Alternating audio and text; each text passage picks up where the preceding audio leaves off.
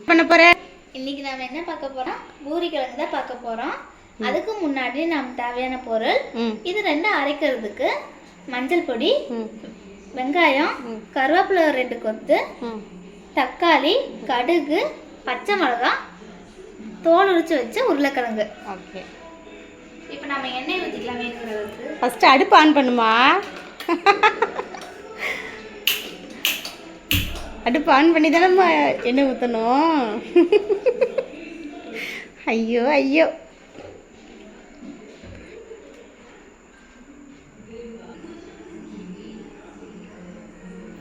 எண்ணெய் ஊற்றிக்கலாம்.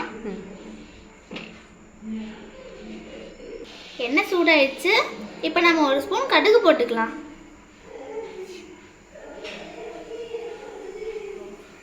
கடுகு பொரிஞ்சிருச்சு. இப்போ நம்ம வெங்காயம் போட்டுக்கலாம்.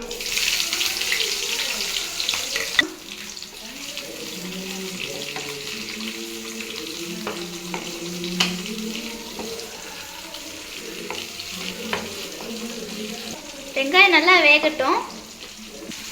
3 பச்சை மிளகாயை கட் பண்ணி வச்சுக்கிறோம். அதை நம்ம இப்போ போட்டுக்கலாம். நம்ம எடுத்து வச்ச 2 கொத்து கருவேப்பிலையே போட்டுக்கலாம்.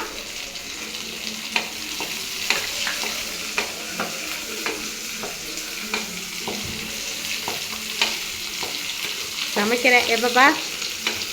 நல்லா சமைச்சு பழகிக்க, எனக்கு வேலை மிச்சம்.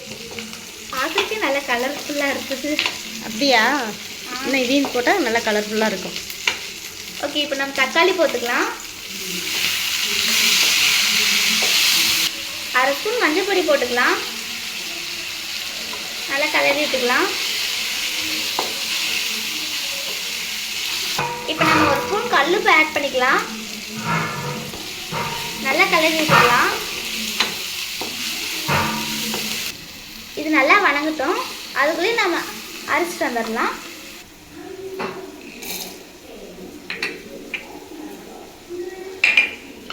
உருளைக்கிழங்கு நல்லா மசக்கி போட்டுக்கலாம்.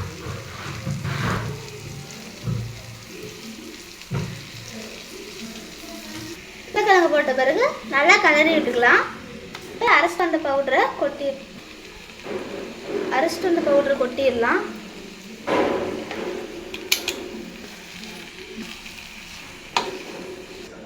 தண்ணி கொஞ்சம் சேர்த்திக்கலாம். தேவையான அளவுக்கு தண்ணி கொஞ்சமாக சேர்த்திக்கலாம். ஒரு கொதி வந்துடுமே நம்ம மல்லித்தலை போட்டு கீழே இறக்கி வச்சிடலாம். அவ்வளவுதாங்க, சிம்பிளாக சூப்பராக பூரி கிழங்கு தயார்.